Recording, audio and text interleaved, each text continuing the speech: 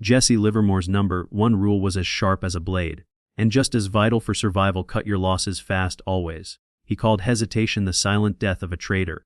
That moment when pride argues with price, when hope whispers, maybe it'll come back. Livermore knew the market never rewards hesitation. A small loss accepted early is a controlled wound, a loss ignored is a slow collapse. To him, quick losses weren't defeats but tuition, the price of staying alive in the only classroom that matters, the market itself. His trading life was governed by precision, not emotion. Livermore stripped out the noise of fear and greed with rules that acted before his heart could. Once a trade moved against him beyond a preset point, the exit was automatic. No debate, no hope, no mercy. That discipline, cold, mechanical, almost ruthless, was his armor in a world ruled by chaos. For Livermore, cutting losses quickly wasn't about caution, it was about power. He understood that mastery begins where ego ends. Every great fortune he built rested on one foundation: survival. He often said that traders don't lose because they're wrong, they lose because they stay wrong. The refusal to act, to accept a small mistake, turns manageable risk into catastrophe. Livermore's genius was in seeing truth faster than others and acting on it immediately. Each small loss carried meaning. It revealed something about market rhythm, timing, and sentiment. Lessons that could only be learned through participation. But he never allowed those lessons to cost him his freedom. Capital was sacred. Big losses meant broken discipline, and broken discipline meant the beginning of the end. His rules, stop orders, strict percentages, emotionless exits became a model for generations of traders. Even today, his principle outlives him. The modern trader still faces the same inner war Livermore fought a century ago. Between instinct and logic, hope and control. Technology changes, but human nature does not. The market remains a mirror reflecting discipline or denial. Livermore's rule survives because it touches the core of that mirror, the need to protect capital before chasing profit. Cut losses quickly isn't just a trading commandment, it's a philosophy of survival. It's what separates the professional from the dreamer, the disciplined from the desperate. Livermore's greatest legacy isn't how much he made. It's how often he refused to lose everything trying to be right. The legend of Jesse Livermore didn't begin with his victories. It began with pain. And not just any pain, but the kind that shatters a man's illusion of control. Long before he became known as the boy plunger, Livermore was a young trader chasing certainty in an uncertain world. He believed, as most traders do in their early days, that intelligence and conviction could outthink the market. But the market doesn't reward conviction. It punishes attachment. Livermore learned that the hard way. It happened on an ordinary trading day, the kind that begins with confidence and ends in silence. He had a position he believed in, one he was sure would turn around. The ticker tape was against him, but he refused to yield. He'd made money before by waiting, by trusting his analysis, by giving the market little more time. That day, time became his enemy. Every tick lower tested his patience. Every small loss felt like an insult to his intelligence. He told himself he couldn't be wrong. Not this time. The market was just being irrational. The crowd didn't see what he saw. His conviction hardened into pride. Pride in trading is the mask that covers fear, and when fear hides behind pride, disaster follows quietly. Hour after hour, Livermore watched the numbers slide further into the red. He adjusted his stop loss, just this once, then again, and again. Each move felt like buying himself a little more hope. But hope doesn't pay. Hope bleeds. By the time he finally exited, the small manageable loss had grown into devastation. Not just financial, emotional. It wasn't the money that broke him, it was the realization that he'd betrayed his own rulebook. He had failed to act, and the market had punished hesitation without mercy. That day, he didn't just lose capital. He lost innocence. He realized something most traders never do: the market doesn't destroy you, your refusal to accept loss does. That single event burned into him a truth that would become his foundation. Cut losses quickly. No matter what, no matter how much it hurts, no matter how certain you feel. Livermore didn't discover his most critical rule through success.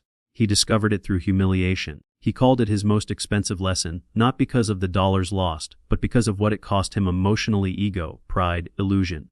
He would later say, "Loss never bothers me after I take it. I forget it overnight. But being wrong and not taking the loss, that is what does damage to the pocketbook and to the soul." This quote captures the paradox at the heart of trading. The hardest action is often the most profitable one. Cutting a loss feels like surrender, yet it's the only true act of strength. Every trader knows the feeling. The hope that tomorrow's open will erase today's pain. The whisper that says, "Just hold a little longer." But the market is not sentimental. It doesn't care about your entry price, your analysis, or your belief. It rewards only discipline. Livermore learned that lesson early, but he never stopped respecting its brutality. To him, cutting losses quickly wasn't merely a tactic, it was survival instinct. He compared it to a general retreating to save his army for the next battle. Lose the skirmish, win the war. Trading doesn't test your intellect, it tests your identity. When a trade goes wrong, it's not just money on the line. It's self-worth. The brain doesn't register financial loss the same way it registers a neutral event. Neurologically, it fires the same pain centers as physical injury. That's why traders hold, not because of logic, but because of pain avoidance. Hesitation is a reflex. Hope is anesthesia. Pride is armor. Together, they create paralysis, the deadliest condition in markets. Livermore saw this pattern everywhere, in himself and in others. He recognized that the inability to take a small loss wasn't a lack of skill, it was a lack of control. He once observed that the difference between a professional and an amateur is not knowledge but reaction speed. The professional cuts fast, the amateur debates. Livermore's great paradox was this: the fastest way to become profitable is to get comfortable with pain. The trader who can take a loss without emotion is the one who can stay in the game long enough to win. He viewed every small, controlled loss as progress, not punishment. Each one was data feedback, a lesson from the market written in numbers instead of words. But he also knew that ignoring that feedback, letting a small wound fester, was how traders destroy themselves. Every major blow up in trading history has one root cause: the refusal to take a small loss. It's never the first mistake that ruins you, it's the one you refuse to close. Livermore saw this pattern in his own downfall, time and again. The cycle was simple. Conviction leads to loss, loss leads to hesitation, hesitation leads to denial, and denial leads to ruin. Breaking that cycle became his life's work. He built his trading system around one commandment: if it moves against you, get out. There was no room for hope, no space for ego. A trader's job wasn't to be right, it was to be in control. The story of Livermore's greatest loss isn't about the amount. It's about the shift it caused. That day, he stopped thinking of himself as a predictor of markets and started seeing himself as a risk manager. He once said that speculation is as old as the hills, and it is not likely to be eliminated. The desire for quick riches will continue, but so will the penalties for ignoring risk.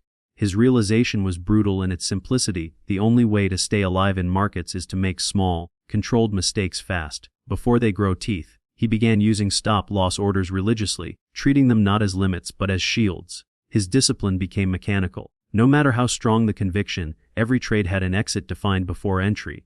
The decision was never left to emotion. The trade either worked or it didn't, no negotiations. That structure gave him what emotion never could: freedom. A century later, traders still break the same rule every day.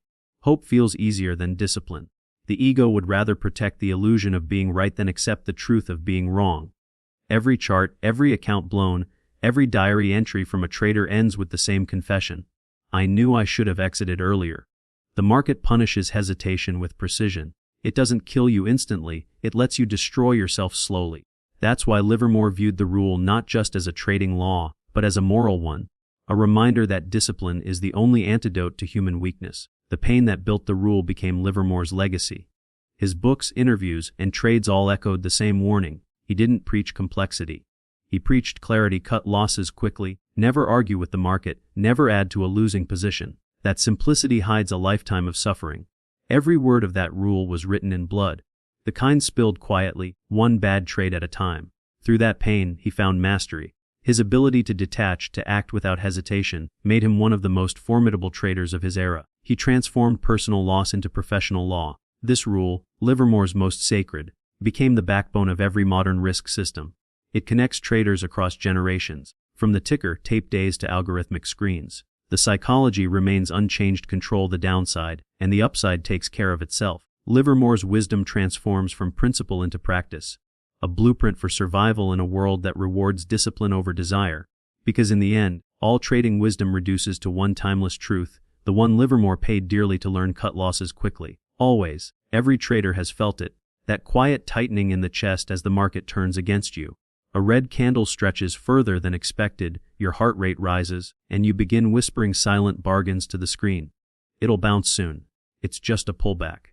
If I just hold a little longer. That voice, calm at first, desperate later, is the voice of denial. It is the same force that has destroyed fortunes, humbled geniuses, and turned confidence into ruin.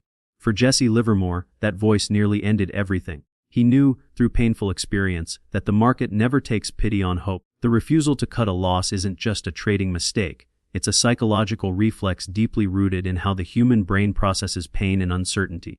When a trade goes red, logic fades and emotion takes control. Hope whispers, pride defends, and fear freezes. This emotional cocktail, hope, pride, and fear of regret, locks traders into losing positions long after they know the truth: the trade is wrong. Livermore once said, "A loss never bothers me after I take it. I forget it overnight. But being wrong and not taking the loss, that is what does damage." Those words carry the weight of human psychology distilled through market reality. Hope. The sweetest trap. Hope is a survival mechanism. In life, it helps people endure hardship. In markets, it becomes poison. Hope tells a trader that the loss isn't real until they close the trade. It softens the sting of being wrong. It'll come back, the mind says, seeking emotional relief rather than rational clarity. But markets don't respond to hope, they respond to supply and demand, volume and price. The chart doesn't care how long you've waited. It simply moves, indifferent to emotion. Livermore understood that hope is not a strategy. It's a delay of pain that magnifies destruction. Pride, the ego's defense. When traders refuse to cut a loss, they aren't protecting capital. They're protecting identity. Pride whispers, "I can't be wrong." This is the ego defense mechanism at its peak. The trader no longer sees numbers, they see personal validation on the screen. Every tick lower becomes an attack on self-worth. Livermore saw this in himself and in others, the inability to admit being wrong fast enough. Pride creates paralysis. It transforms a small, manageable mistake into a long, humiliating bleed, and by the time the trader finally acts, the loss has already rewritten their emotional blueprint. Fear.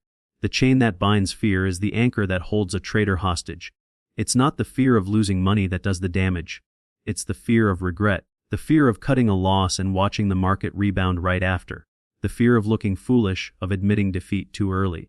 This fear keeps traders frozen, unable to act until the pain becomes unbearable. But by the time they do, the loss is no longer a lesson, it's a scar. Livermore's brilliance was in replacing fear with mechanical certainty. He didn't argue with fear, he automated his response to it. His stop losses weren't rules, they were emotional shields. The cognitive traps behind Denial. Modern psychology explains what Livermore learned through experience. The sunk cost fallacy tells traders that because they've already invested time or money, they must hold on, otherwise it all feels wasted. Confirmation bias makes them seek opinions or data that justify their position, blinding them to the obvious trend. And loss aversion, one of the strongest forces in behavioral economics, makes the pain of losing feel twice as powerful as the pleasure of winning. Together, these biases create a mental maze where reason is trapped and emotion rules. Livermore's rule, cut losses quickly, is not just about protecting money, it's about escaping that maze before it closes in. The illusion of patience. Many traders reframe their stubbornness as patience. They tell themselves they're giving the trade room to breathe, that they're thinking long-term, that the market just needs time to realize their brilliance. But patience without a plan is just denial wearing a mask. True patience belongs to disciplined setups, not deteriorating trades. Livermore's patience was in waiting for opportunity, not enduring loss. He knew the difference between a trade that's evolving and one that's decaying, and he never confused the two. Consider the trader who watches a 2% drawdown turn into a 20% disaster. At first, they rationalize. It's just volatility. Then they start adding to the position, trying to lower the average. Soon the loss is no longer a trade. It's a psychological cage. Each day the market moves further against them, yet the trader holds, hoping for redemption. Eventually, the margin call arrives, not as a surprise, but as a slow, inevitable consequence. This is the quiet tragedy that Livermore spent his life warning against. The market punishes ego. Livermore's insight was brutal in its honesty. The market punishes ego. Every tick lower is not an attack by the market, it's the trader's ego being dismantled by reality. The market doesn't humiliate anyone. People do that to themselves by refusing to accept small truths early. Livermore's discipline came from surrendering his need to be right. Once he detached his identity from his trades, he gained true freedom, the freedom to exit without hesitation. Rewiring the mind. Finding pleasure in discipline. To survive in markets, a trader must rewire their emotional relationship with loss. The goal isn't to eliminate loss. That's impossible. But to reinterpret it. Livermore viewed a small, quick loss as a victory of discipline. Each time he cut a losing trade early, he proved to himself that he was in control, not the market. This mental flip, seeing small losses as evidence of strength rather than failure, is the foundation of psychological mastery. It transforms the act of loss, cutting from pain into pride, from defeat into data. The best traders develop this mindset through repetition and awareness. They learn to enjoy the click of a stop loss as a symbol of integrity. It means the plan was followed. It means capital was preserved. Over time, this emotional conditioning replaces fear with calm confidence. The trader stops asking, "Will it come back?" and starts asking, "Did I follow my system?" That question is the mark of maturity. A simple practice, journaling emotional states. Livermore didn't have trading journals the way we do today, but his mental notes were sharp and honest. To emulate his discipline, modern traders can use a simple exercise. Journal your emotional state when holding a losing position. Write down your thoughts when a trade goes against you, the excuses, the rationalizations, the fears. Note the exact moment you start hoping instead of thinking. This awareness alone can break denial's hold. Over time, patterns emerge. You'll see how often emotion takes the wheel, and how much money it costs. Once you see it clearly, you'll never unsee it again. The lesson beneath the pain, the refusal to cut losses, isn't about money. It's about identity, emotion, and control. Livermore's rule exists not because losses are avoidable, but because denial is fatal. The true professional understands that taking a loss is an act of respect for risk, for truth, and for the game itself. Every quick exit is a declaration. I serve the process, not my pride. That mindset separates survivors from casualties. Livermore's wisdom endures because it speaks to something timeless in human nature, the war between logic and emotion. Every time a trader hesitates, the same drama plays out: hope versus truth, pride versus humility, ego versus survival. The market doesn't care who wins, but your account does. And that's why Livermore's rule still stands, unchallenged by time. Cut your losses quickly, or the market will do it for you, at a much higher price. In trading, every decision is written in numbers long before it's felt in emotion. The mathematics of loss is merciless, silent, invisible, and absolute. It punishes hesitation, rewards discipline, and exposes denial faster than any chart or analysis ever could. Jesse Livermore understood this truth through scars and statistics. To him, numbers were not abstract figures, they were survival maps. Behind his legendary line, "Cut your losses quickly," lay not philosophy, but arithmetic. He knew that large losses don't just hurt, they erase the possibility of future opportunity. Every dollar saved from destruction is a seed that can grow again. Every dollar lost to pride is a root torn from the soil. In the language of markets, survival is mathematics, not motivation. The problem most traders face is not the occasional wrong trade, it's the exponential math that follows when they refuse to take a small loss. Losses don't scale linearly, they compound against you. Lose 10%, and you don't need 10% to recover, you need 11. Lose 20% and recovery now requires 25. Lose half your account, and the mountain doubles. You must make 100% just to get back to even. This asymmetry is the market's cruelest law. It's the reason small losses are essential and large ones fatal. Livermore lived by this awareness. He knew the market's slope of pain is always steeper on the way back up. Every extra percent you allow against you multiplies the effort, time, and mental capital needed to recover. He had seen it countless times. Traders caught in the recovery trap. They lose a manageable 5 or 10% and tell themselves it's temporary. The position will come back. But as the market grinds further against them, that small dent becomes a crater. By the time the loss hits 30 or 40%, recovery isn't about skill anymore, it's about survival. Each percentage deeper means the climb doubles in height. The human mind isn't built for exponential damage. It underestimates how quickly the math turns fatal. That's why Livermore's rule wasn't emotional advice, it was a shield against geometric loss.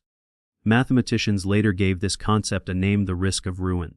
It defines the probability that a trader's account will eventually hit zero, not through one catastrophic event but through repeated compounding drawdowns. Even with a profitable system, if losses aren't cut early, ruin becomes inevitable. Livermore intuitively grasped this long before it was written in formulas. He realized that trading success doesn't come from maximizing wins but from minimizing the damage of being wrong.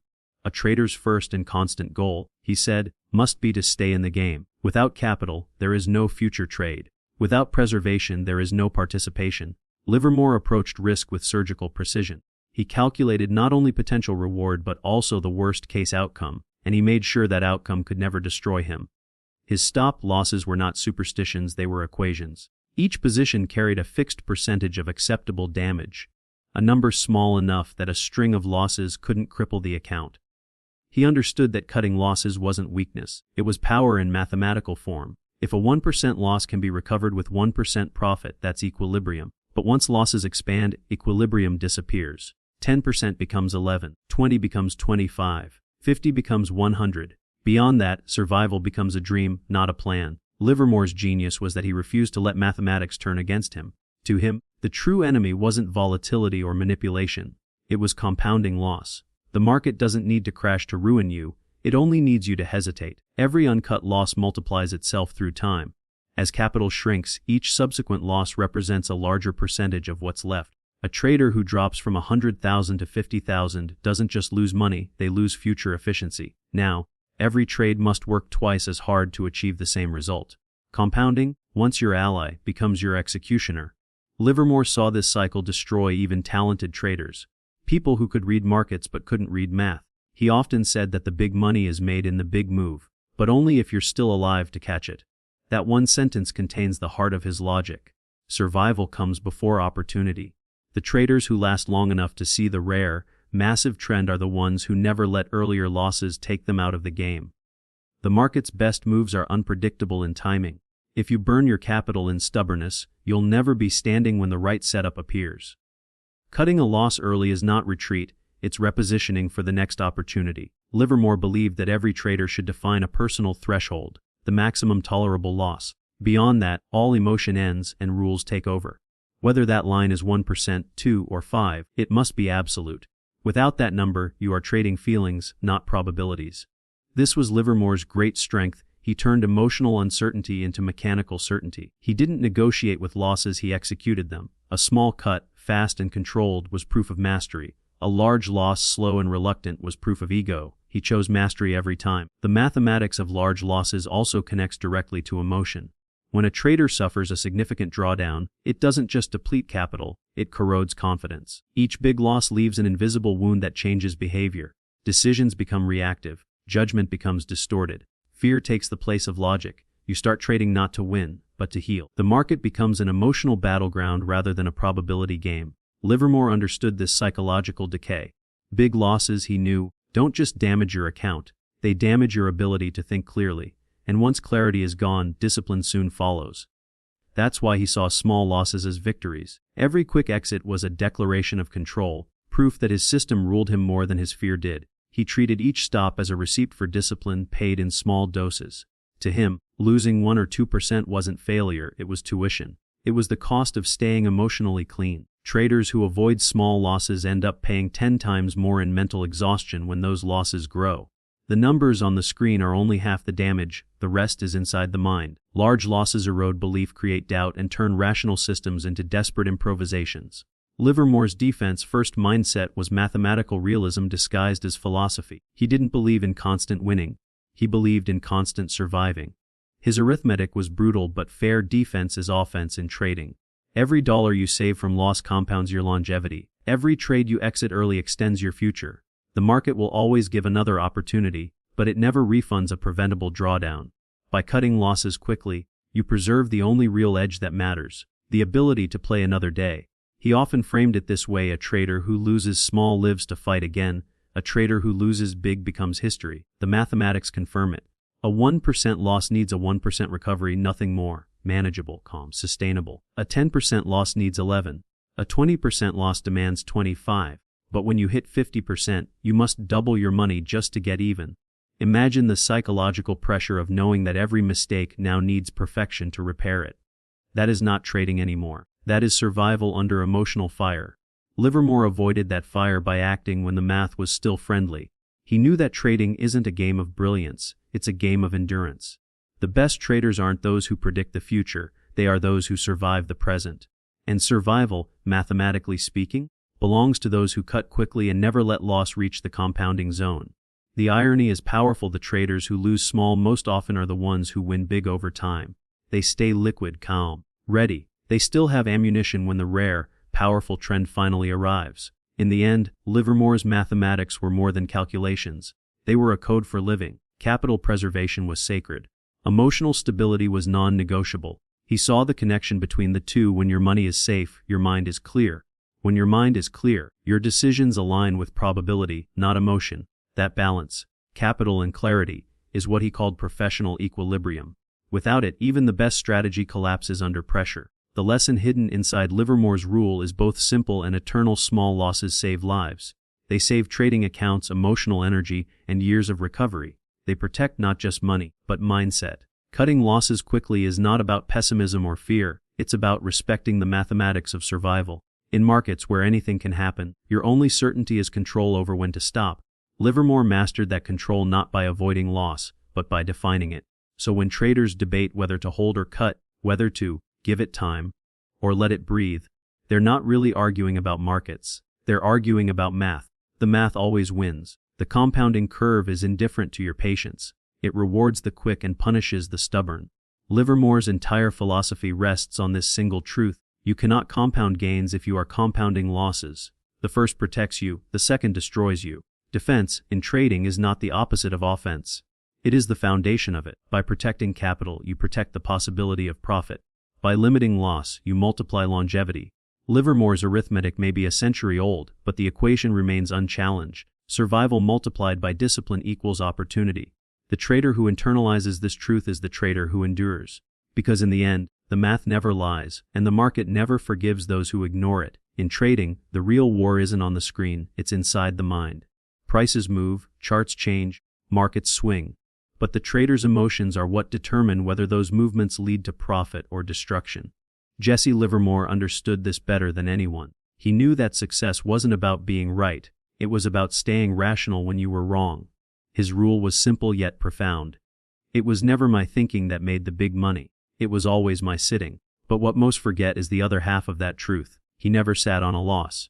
When the market proved him wrong, he didn't argue, justify, or hope. He acted. That detachment, that emotional precision, was what separated him from those who vanished after a few bad trades.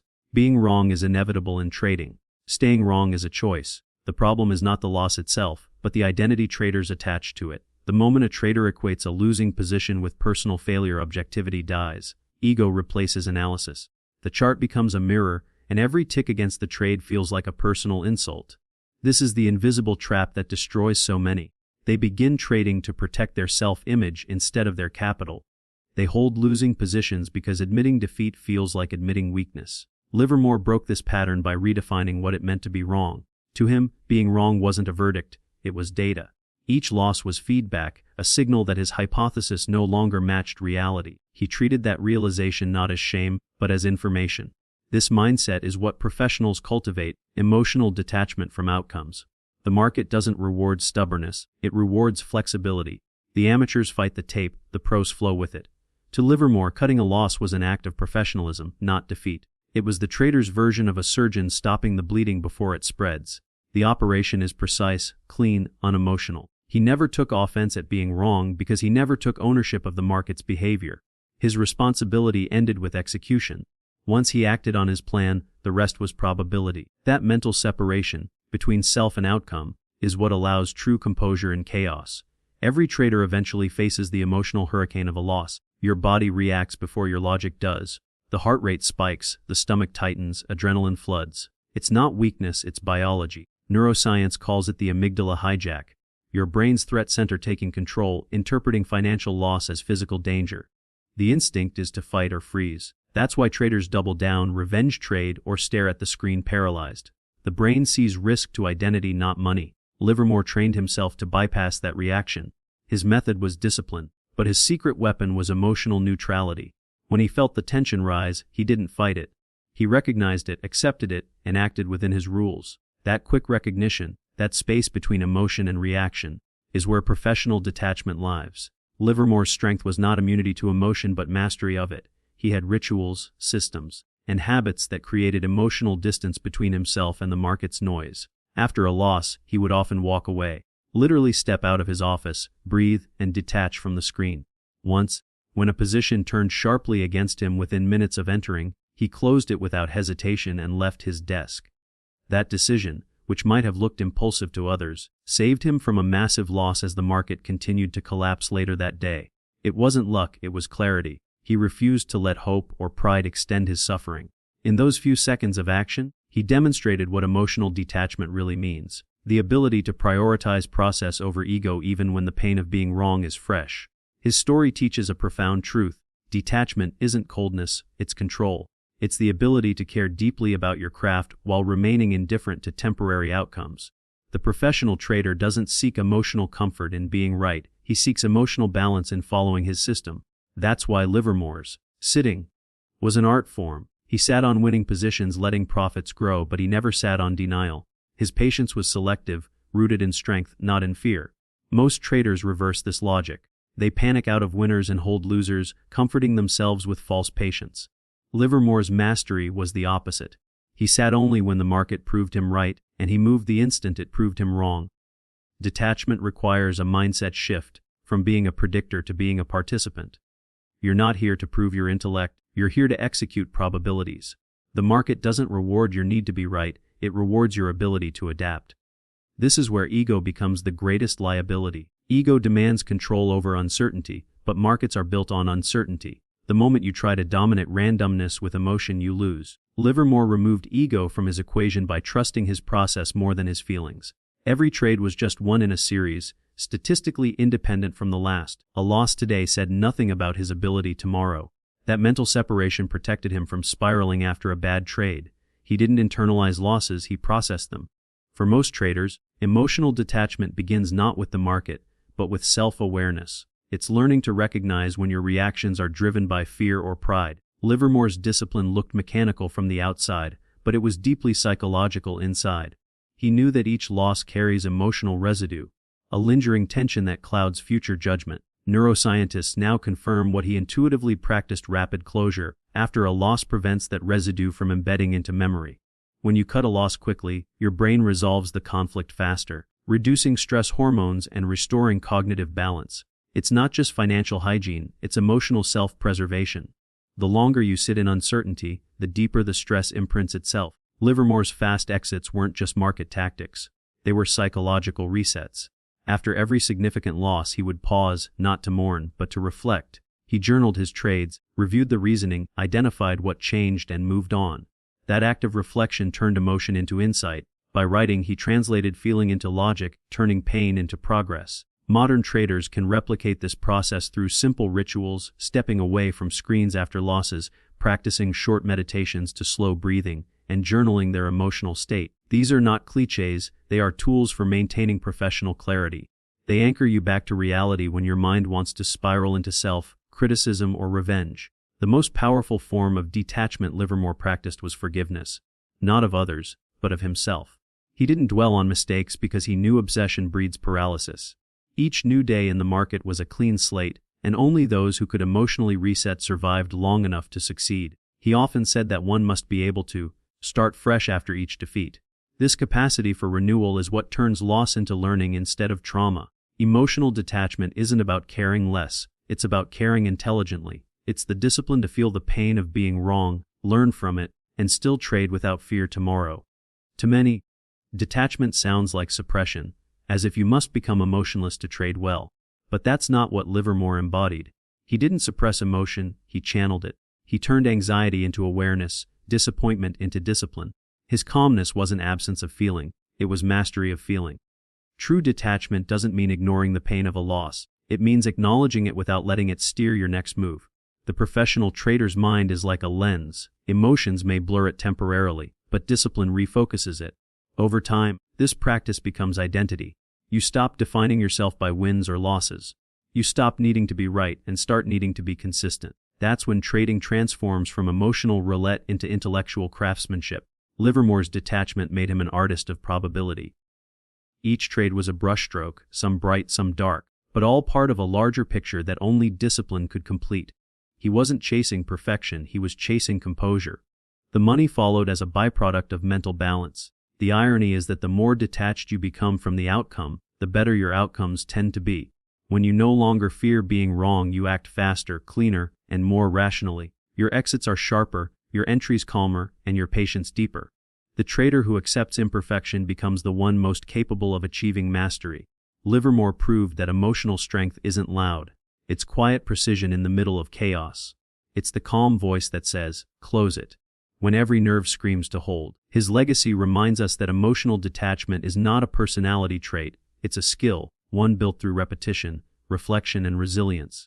It's the ability to separate your identity from your performance, to understand that losing money doesn't make you a loser, and winning a trade doesn't make you invincible. The market doesn't judge, it simply measures behavior. Detachment allows you to respond, not react, to see losses as lessons and wins as data. Livermore's power came from this perspective. He was human enough to feel, but disciplined enough to act beyond feeling. In the end, emotional detachment is the trader's ultimate edge, because it's the one the crowd will never master. Most will always defend their ego before their equity. Most will argue with the market longer than they'll accept its truth. Livermore didn't. He understood that the faster you admit you're wrong, the faster you return to alignment with reality, and reality is where profits lie. His ability to walk away within minutes of a mistake wasn't a sign of indifference. It was a sign of profound respect for the market's power. He didn't try to conquer it, he cooperated with it. Trading is not about avoiding emotion, but about preventing emotion from becoming decision. It's about recognizing that your value as a trader lies not in being right, but in staying objective. Livermore mastered that art by mastering himself. He sat when sitting was wise, but he never sat on hope. He accepted being wrong as the cost of staying alive in the most unforgiving game on earth. His detachment wasn't distance. It was discipline wrapped in humility. And that, more than any system or strategy, is what kept him in the arena long after others had been erased. Because in the end, every great trader must face the same truth Livermore did. The market doesn't punish being wrong, it punishes staying wrong. And only emotional detachment gives you the strength to close the chapter, cut the loss, and start again without fear. That's not coldness, that's mastery. Every trader starts with discipline. Few end with it. The market has a way of dissolving good intentions in real time. When numbers flash red, when conviction turns to hope, when every tick tests your nerve. Jesse Livermore knew that human willpower was never enough. He built his success on something far more reliable. Systems that enforced discipline long after emotion tried to destroy it. His genius wasn't in predicting the market, it was in designing safeguards that protected him from himself. Livermore understood that consistency demanded automation, because even the most experienced traders eventually fail when their emotions take over. He used to say that, it's the thinking before the trade that matters, not the hoping after it. That single idea became the foundation of his mechanical approach. Livermore didn't trust his emotions, his gut, or his mood on any given day. He trusted preparation, a set of predefined rules that decided his exit before the market ever had the chance to test his resolve. To him, a trader without a rule was a gambler with a screen. He believed that true freedom in trading came not from flexibility, but from boundaries. Once the parameters were set, there was no negotiation. When a position went against him, he didn't hesitate. His stop-loss took care of it. Livermore's trading systems were built like safety rails. They were designed not to predict where the market would go, but to protect him when it didn't. He used mechanical triggers, what we now call stop-loss orders, that automatically closed his positions at predetermined points. The purpose wasn't to eliminate losses but to control them. He understood that every trader will be wrong, but no trader must stay wrong. This mindset became the bedrock of his process. A stop-loss wasn't an emotional surrender, it was a mathematical decision, a transaction cost for staying alive in the long game. He would decide in advance how much of his capital he was willing to risk on any single trade. Often, that amount was no more than 1–2% of his total equity. That small percentage acted like armor. It kept his capital intact even through long sequences of losing trades. The math was simple, but the discipline behind it was monumental. It took humility to accept that being wrong was not an exception, but an expectation. Livermore approached every trade knowing that survival was the first goal and profit the second. His system enforced that order relentlessly. Modern traders can replicate Livermore's philosophy with technology. Pre-set stop orders are the digital descendants of his paper-based rules. The principle is the same: decide before, never during. When you place a trade, your exit point should already exist, fixed, non-negotiable, and free from emotional interference. This single step transforms chaos into structure. It turns hope into logic. A stop order is not just a mechanical function, it's a psychological contract with your rational self. It ensures that when fear or greed take over, your earlier discipline still acts on your behalf. Automation goes beyond stops. Modern trading platforms allow for risk dashboards, automated alerts, and algorithmic journaling. These tools act as externalized discipline, systems that remove the burden of emotional decision-making. Imagine your platform sending a notification the moment a trade breaches your risk threshold. Or your trading journal automatically logging each loss with detailed metrics, so reflection becomes data-driven instead of emotional. These are modern evolutions of Livermore's mechanical mindset. He didn't have access to algorithms or dashboards, but he built them conceptually, mental frameworks that executed without hesitation. His machines were his habits. The beauty of rule-based systems is that they outperform even the most determined willpower. Human emotion is variable, rules are not. On a good day you might have iron discipline. On a bad day fatigue, stress, or greed can erode it instantly. That's why Livermore relied on systems, not moods. He knew that structure creates consistency. Rules act like an external conscience, whispering reason when panic screams. The market's volatility is not the enemy, inconsistency is. Automation, therefore, is not about technology, it's about creating an unbreakable chain between thought and action.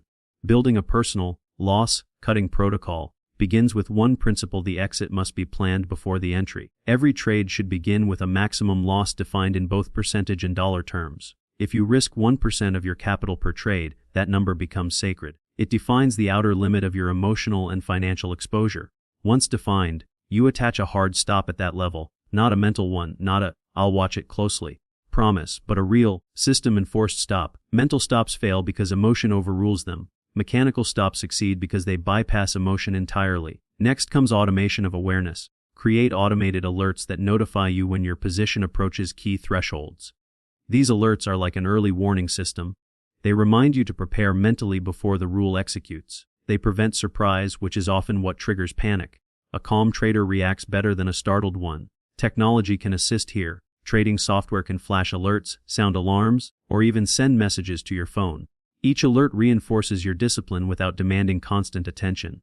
The second pillar of a loss-cutting system is risk diversification. Livermore never allowed a single position to endanger his portfolio. Even when conviction was high, exposure remained limited. He treated position sizing as defense, not aggression. The math was brutally logical. A trader risking 10% per trade could survive only a few consecutive losses before being crippled. One who risks 1% could endure dozens. The smaller the wound, the faster the recovery.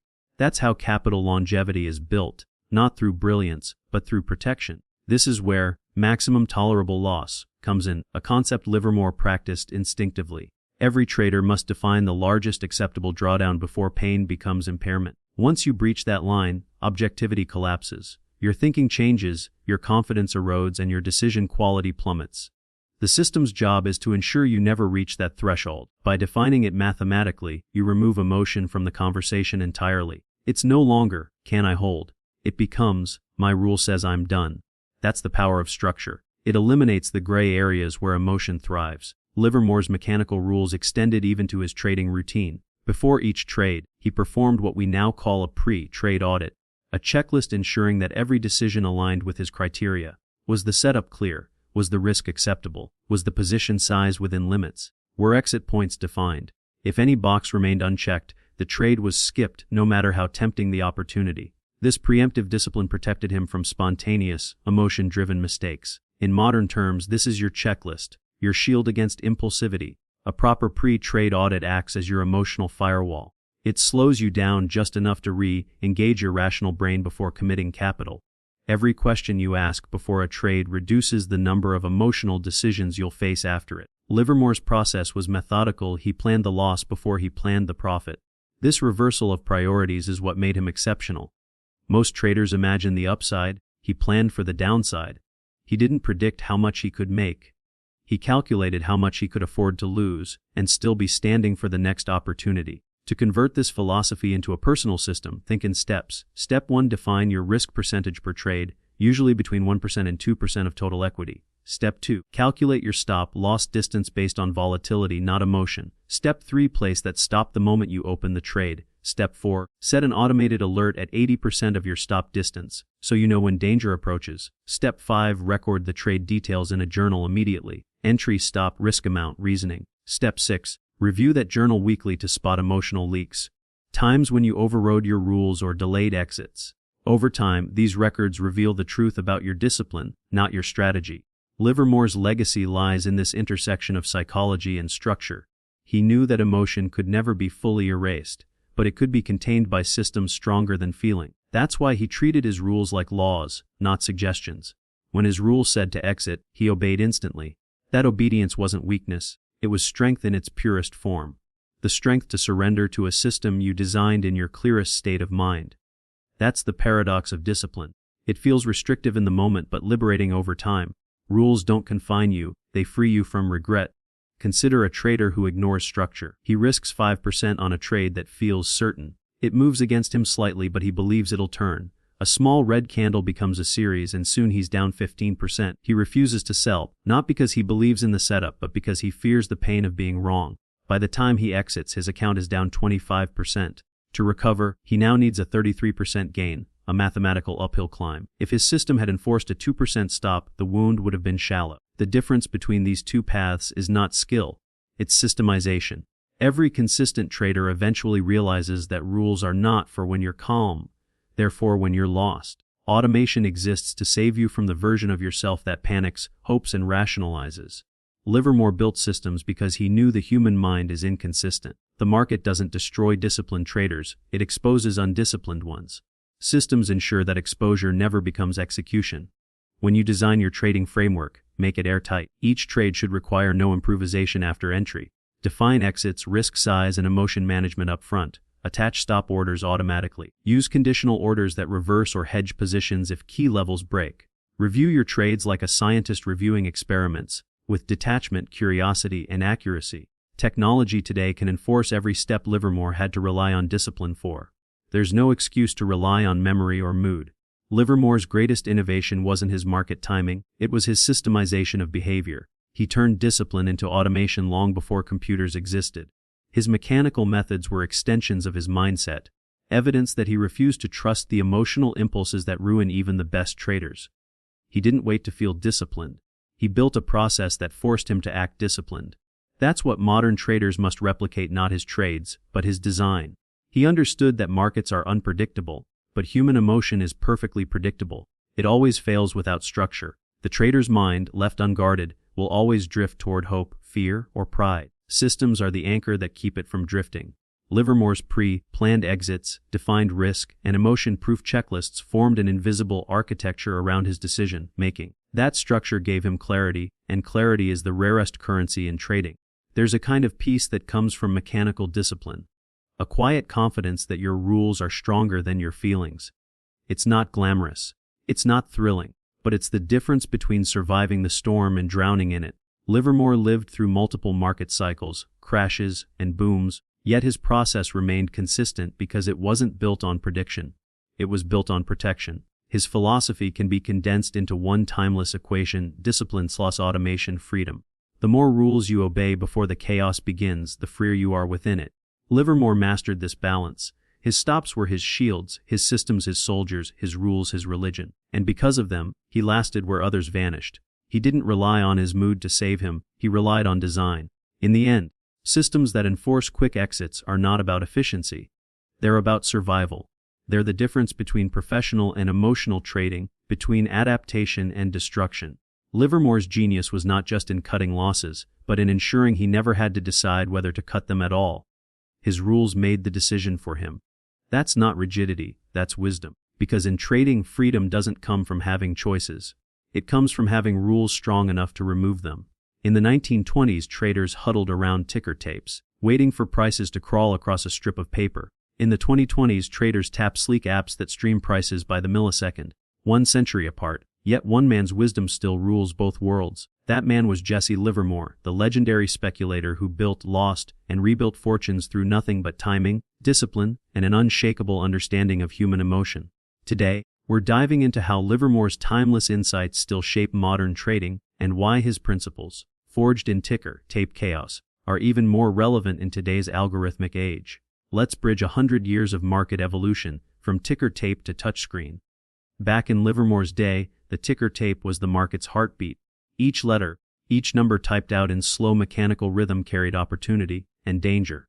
Livermore would sit for hours, watching those ticks, listening to the market's story unfold. He once said, "The tape tells all." It wasn't just data, it was emotion encoded in price. Fast forward to today, traders have access to real-time data, AI-powered charting, and instant execution. But here's the twist. The human mind hasn't evolved nearly as fast as the machines. Our emotions still react the same way they did in 1929. Fear, greed, hope, panic. The battlefield has gone digital, but the fight inside a trader remains the same. The difference between winning and losing, in 1920 or 2025, is still psychological discipline. Livermore's rules weren't about markets. They were about mindset. He believed that markets are never wrong, opinions often are. That single sentence carries more weight today than ever before. Think about it in an era of social media, Reddit boards, and Telegram groups shouting, "Buy! Sell!" every minute. Opinions flood your feed, but Livermore would ignore them all. He traded the market's behavior, not the crowd's chatter. His wisdom hasn't aged a day because it was never about technology. It was about timeless psychology. When he said, "Cut your losses quickly," he wasn't teaching a 1920s tactic. He was defining the foundation of risk management, the backbone of every trading system today. Different decades, different crises, same rule: cut losses. Protect capital, survive. Livermore understood something few traders grasp even now: survival is strategy. The trader who lives to fight another day wins. Jesse Livermore once said, "Losses never bothered me after I took them. I forget them overnight, but being wrong, not taking the loss, that is what does damage." That's more than just a quote, it's emotional mastery. In today's markets, where traders can see their P&L change every second, emotional detachment is almost a superpower. Imagine your phone buzzing every 5 seconds, price alerts, Twitter posts, breaking news. How do you not react? Livermore trained himself to separate decision from emotion. He didn't see losses as pain, he saw them as tuition. Every small loss was a fee for information, a lesson about his own behavior, about the market's rhythm, about what not to do next time. And that's exactly how elite modern traders think. George Soros once said, "I'm only rich because I know when I'm wrong." Stanley Druckenmiller admits, "The best traders are those who admit mistakes quickly." Mark Minervini preaches, "Risk management is the only holy grail." Different generations, same DNA, Livermore's DNA. If Jesse Livermore traded today, he wouldn't fear the machines. He'd master them. He'd see algorithmic data not as competition, but as an advantage. He'd build systems around discipline, journaling, and feedback loops. Because that's what he lived for: process, not prediction. Livermore's cut losses quickly becomes setting automated stop losses using risk per trade limits, never relying on willpower but on systemized safety. Let winners run becomes trailing stops, data-driven momentum management, and resisting the urge to grab early profits. Never average down translates to respecting price direction and adding only to strength, not weakness. The market is never wrong becomes a reminder to exit failed theses immediately, update bias based on facts, and let dashboards guide listening, not arguing. Here's where technology truly becomes Livermore's best friend. Back then, reviewing trades meant memory, notes, and intuition. Today we have instant feedback loops, trading journals, automated reports, performance dashboards. Every trade can be tagged, categorized, analyzed. Win rate, expectancy, emotional notes, all logged in seconds. Livermore would have loved this because his obsession was self-review. He knew mastery wasn't in finding better trades, but in understanding your own patterns. Modern tools like TraderSync, EdgeWonk, or even simple spreadsheets give traders exactly that: reflection made easy. Each losing trade becomes a case study. Each mistake becomes a data point for evolution. The faster you see feedback, the faster you learn. The true advantage of modern technology isn't faster execution, it's faster understanding. Picture Livermore sitting in front of a curved screen, scanning heat maps and liquidity zones. Would he be confused? Not for long, because the fundamentals haven't changed. Markets still swing on human emotion. Price still reflects fear and greed. Livermore would recognize it instantly. The same rhythm, just a faster beat. He'd master order flow but never lose sight of patience. He'd automate stops but never automate judgment. He'd use charts but trust price action first. He'd be a hybrid, part old school speculator, part modern data scientist. And his edge, emotional control. In an age where everyone's connected, the calm trader is king. Technology has given traders infinite tools, but those tools are useless without the right temperament. Livermore's genius was emotional architecture. He built systems around his mind, not the market. He knew his weaknesses. He created rules that compensated for them. He never trusted emotion. He trusted structure. Modern traders can do the same. Build pre-trade checklists to prevent impulsive entries, use journals to capture emotional triggers, and automate risk controls to protect from ego. That's how old school wisdom meets new school precision. Livermore didn't just trade, he studied himself. That's what separates professionals from gamblers. Today's pros: Soros, Druckenmiller, Minervini, all follow his mental blueprint. They risk small, review constantly, and stay emotionally stable. In an age of distractions, that's rare, but it's the only way to last. Because as Livermore proved, the market isn't about predicting. It's about adapting. He said it best: the game of speculation is the most uniformly fascinating game in the world. But it is not a game for the stupid, the mentally lazy, the man of inferior emotional balance. If you want longevity, master balance before brilliance. We live in an era Livermore could only dream of: instant data, unlimited markets, global access. But the truth remains the same: technology amplifies discipline just as much as it amplifies chaos. The trader who learns emotional control in this hyper-fast world will thrive. The one who doesn't will vanish faster than a ticker print. Livermore's legacy isn't about his fortune. It's about his philosophy: control your emotions, control your losses, control your destiny. That's the bridge from 1920 to 2025. A century ago, Livermore stared at a stream of numbers and saw human nature. Today, we stare at glowing screens and see the same thing. Tools have changed. Time has changed. But truth hasn't. Livermore's insights were not for his time. They were for all time. And if you can master what he mastered, patience, control, emotional balance, you won't just survive modern markets. You'll dominate them, because no algorithm, no chart, and no software can ever outperform a disciplined mind. Markets change. Human nature doesn't. Jesse Livermore. If you found value in Livermore's timeless wisdom, hit that like button, subscribe for the next part, and drop a comment with your favorite Livermore quote below. Because history doesn't repeat, it rhymes. And smart traders, they listen to the rhythm. Every trader wants freedom, financial, emotional, and mental. But freedom doesn't come from winning every trade, it comes from mastering yourself. That's what Jesse Livermore understood better than anyone. He knew that the markets were not a battle against other traders, but a battle against your own impulses. And as we close this journey, it's time to lock in the mindset that keeps you standing long after others are gone. Because in trading, and in life, those who survive are the ones who win. Accept loss as feedback, not failure. Livermore never viewed losses as something to fear. He saw them as the cost of doing business, the tuition fee for wisdom. Every losing trade carries information about your timing, your patience, your execution. When you start treating a loss as a teacher, not an enemy, you gain power. The fastest way to grow is to turn pain into data. Every red trade in your journal is an instruction manual written by the market itself. Livermore didn't mourn losses, he mined them for insight. So should you? Exit fast, analyze later. The biggest destroyer of trading careers is hesitation. Livermore understood that. He never begged the market to change its mind, he respected what it told him. If price moved against him, he was gone. No ego, no emotion, just action. That's the mark of a professional. Most traders lose not because they're wrong, but because they stay wrong too long. Cut your losses while they're still small enough to forget. Review them when your mind is calm, not when your emotions are on fire. Swift exits are how you stay in the game long enough to play it well. Build automation around emotion.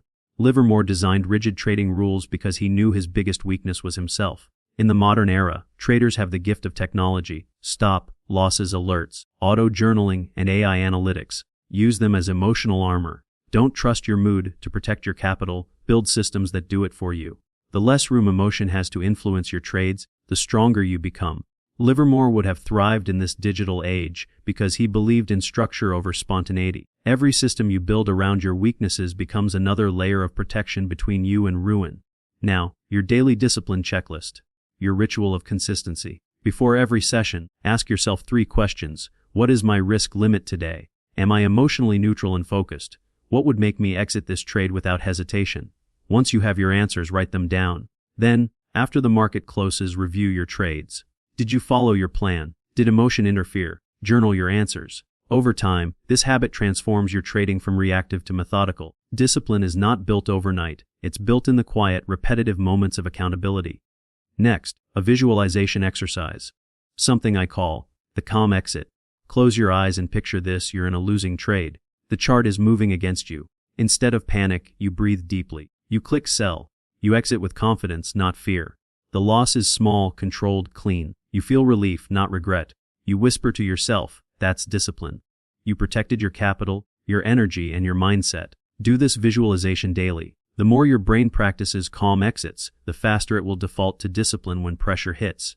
Here's the unshakable truth. Traders who survive thrive. Every great trader you admire, Soros, Minervini, Druckenmiller, mastered survival first. Livermore himself built and lost fortunes. Yet his discipline outlived his wealth. That's the legacy of true mastery, not how high you rise, but how many times you rise after falling. So here's your final takeaway. The one rule that decides the lifespan of your trading career: your longevity depends on how fast you cut your losses. That's it. It's not the strategy, the broker, or the chart pattern. It's the speed of humility. The faster you accept you're wrong, the longer you'll stay right in the big picture. Because in the end, Livermore's greatest lesson wasn't about making millions. It was about protecting your mind. Markets evolve, tools change, but human nature remains the same. If you can master discipline under pressure, no loss can destroy you. You'll not only trade better, you'll live stronger. Survive first, thrive next. That's the Livermore way, and now, it's yours.